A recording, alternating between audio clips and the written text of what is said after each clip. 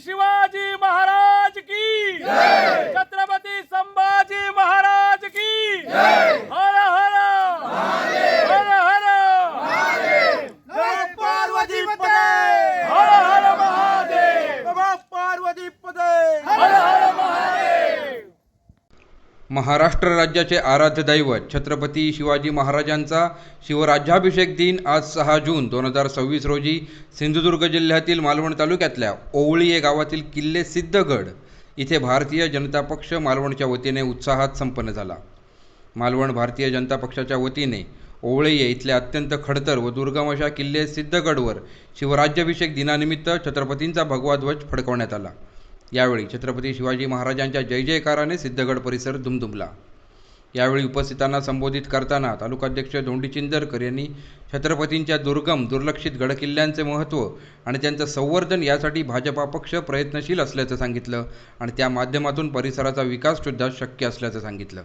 किल्ल्याची सुरक्षा आणि संवर्धन याबाबत धोंडी चिंदरकर यांनी विशेष अधोरेखित करताना भाजपा प्रदेशाध्यक्ष रवींद्र चव्हाण, पालकमंत्री नितेश राणे, खासदार नारायणराव राणे, आमदार निलेश राणे, मंत्री आशिष शेलार, भाजपा जिल्हाध्यक्ष प्रभाकर सावंत यांना याबाबत माहिती दिली जाईल व या किल्ल्यासाठी विकासाची दिशा निश्चित केली जाईल असे स्पष्ट केलं। यावेळी बोलताना ओवळी सरपंच रंजना पडवळ यांनी या किल्ल्यावर छत्रपती शिवाजी महाराजांचा शिवराज्याभिषेक दिन साजरा केला गेला, त्यामुळे राज्याच्या पटलावर किल्ले सिद्धगडचे नाव ठळकपणे येत असल्याचा आनंद व्यक्त केला। सरपंच रंजना पडवळ यांनी या कार्यक्रमात सहभागी सर्वांचे आभार मानले। यावेळी भाजप तालुकाध्यक्ष धोंडी चिंदरकर, तालुका सरचिटणीस महेश मांजरेकर, जिल्हा कार्यकारिणी सदस्य महेंद्र चव्हाण, ओवळी सरपंच रंजना पडवळ, किर्लोस सरपंच साक्षी चव्हाण, हिवाळे सरपंच रघुनाथ धुरी, रामगड सरपंच शुभम मटकर, नांदोस उपसरपंच विजय निकम, पंचायत समिती सदस्य दीपक सुर्वे, योजना कांबळी माधुरी मसूरकर, किर्लोस ग्रामपंचायत सदस्य प्रवीण घाडीगावकर, माजी उपसभापती राजू परोळेकर, माजी उपसभापती अरुण मेस्त्री, उद्योजक बाबा अंगणे, शक्ती केंद्र प्रमुख बंडू गावडे, माजी बांधकाम व वित्त सभापती तथा जिल्हा कार्यकारिणी सदस्य महेंद्र चव्हाण आणि किल्ले सिद्धगड सरदार वंशज बाळा सावंत, विविध शिवप्रेमी, बालशिवाजीची वेशभूषा केलेले बालक आणि ओवळी व परिसरातील ग्रामस्थ उपस्थित होते। यावेळी भाजपा तालुकाध्यक्ष धोंडी चिंदरकर काय म्हणाले ते पाहूया सविस्तर। जय शिवराय। आज संपूर्ण भारतभर किंवा हिंदुस्थानामध्ये शिवराज्याभिषेक दिन म्हणून या ठिकाणी साजरा होतो आहे।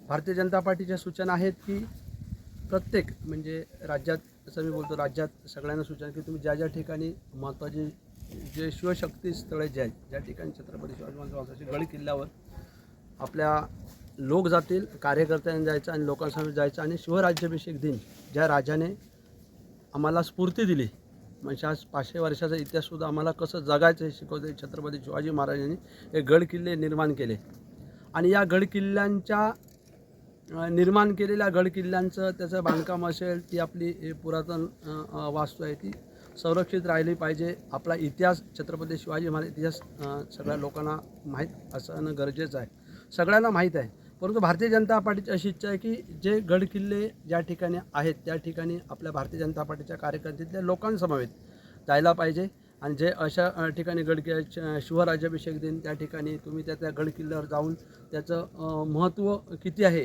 हे जर तुम्ही गेलात तर हळूहळू टप्प्याटप्प्याने कळेल। आम्ही सत्तेत असलेली मंडळ आहोत, त्याच्यामुळे आम्हालाही हे माहिती आहे की या ठिकाणी गडकिल्ल्याचं महत्त्व आहे। परंतु हे जरी असलं तरी आता आमच्या सन्माननीय सरपंच मॅडम या ठिकाणी आहेत, आमचे सगळेच प्रमुख लोक आहेत, आमचे सगळे पंचायत समिती सदस्य आहेत, जिल्हा परिषद पण होत्या आता आणि सगळे आपले प्रमुख कार्यकर्ते आहेत, आमचे बाबा अंगणे सारखे आमचे ज्येष्ठ कार्यकर्ते, आमचे सावंतमध्ये सगळीच आहे। म्हणजे आता मी सगळ्यांचे परोळेकर आहेत, महेंद्र चव्हाण, आमचे सगळे पंचायत समिती सदस्य आहेत। आमचा एकच उद्देश आहे की ह्या ठिकाणी आपल्याला माहिती असेल की सिंधुदुर्ग किल्ला हा तर फार मोठा आहे, आपला नावच आहे त्या जिल्ह्याचं। त्यानंतर राजकोटसारखा किल्ला सन्माननीय चव्हाण साहेबांनी जो दुर्लक्षित थोडा झालेला होता तो तिकडे लक्ष दिलं। आज राजकोट किल्ल्यावर छत्रपती शिवाजी महाराजांचा एक भव्य पुतळा उभा राहिलेला आहे हे आपल्याला माहिती आहे।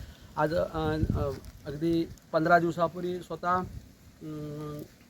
सन्माननीय सांस्कृतिक मंत्री आशिष शेलार साहेब हे प्रत्येक किल्ल्यावर जाण्याचा प्रयत्न करत आहेत। भगवानगड किल्ल्यावर येऊन गेले, भरतगड येऊन गेले, भविष्यात सिद्धगडवर ते सुद्धा येतील. त्या सगळ्या आमच्या सगळ्यांचं म्हणणं आहे की हा सिद्धगड सारखा सुद्धा किल्ला हा थोडा दुर्लक्षित राहिला तर तो हा डेव्हलपमेंट झाली, विकासाच्या दृष्टीने झाला. तर एखादा किल्ला किंवा एखादी पुरातन वास्तू जेव्हा खऱ्या अर्थाने डेव्हलपमेंट किंवा विकासात्मक दिशा ठरवते त्यावेळी काय होते, आजूबाजूच्या गावाला म्हणजे ओळये गाव असेल, ओळये गाव निश्चित होईल, पण ओळेच्या आजूबाजूचे सगळे पंचक्रोशीतले गावसुद्धा एक विकासाच्या दृष्टीने चांगली वाटचाल करते. या शुद्ध हेतूने आपण या ठिकाणी आलेलो आहोत.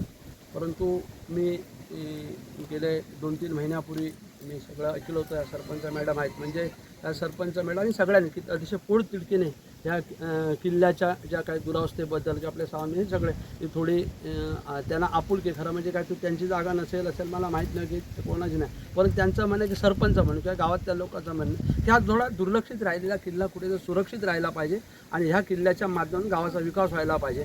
आम्ही प्रयत्न करू. या जिल्ह्याचे पालकमंत्री नेते जे राणेसाहेब असतील, आमचे नेते आदरणीय राणेसाहेब असतील, माननीय आपले निलेशजी राणे असतील आमदार, आणि सगळे सन्माननीय शेलार साहेब असतील आणि मान्य रवींद्र चव्हाण साहेब असतील, आमचे जिल्हा प्रमुख प्रभाकर सावंत असतील, या सगळ्यांच्या कानाला आपण ह्या सगळ्या गोष्टी घालणार आहोत.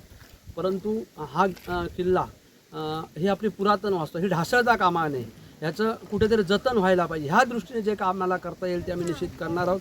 भविष्यात ह्या किल्ल्याकडे लक्ष वेधण्यासाठी ज्या आवश्यक गोष्टी आहेत त्या सगळ्या करणार आणि एक विकासाची दिशा ह्या किल्ल्याच्या मार्गावर आजू पंचक्रोशीत जाईल अशी अपेक्षा व्यक्त करतो. फार काही या ठिकाणी मी आज बोलणं उचित नाही, कारण तेवढं बोलणारा पण मोठा नेता नाही, परंतु मी निश्चितच सांगतो सरपंच मॅडम आणि इथले ग्रामस्थ त्यांना सांगतो की ह्या किल्ल्याच्या भविष्यातील एक दृष्टिकोनातून ह्या किल्ल्याच्या बरोबर गावाचा विकास कसा होईल आणि ही पुरातन वास्तू कशा प्रकारे जोपासल्या किंवा पुरातन वास्तूचं कसं चांगल्या प्रकारे एक त्याचं संरक्षित करता येईल यासाठी जे प्रयत्न करणं आवश्यक ते मी आणि माझी पार्टी निश्चित करेल.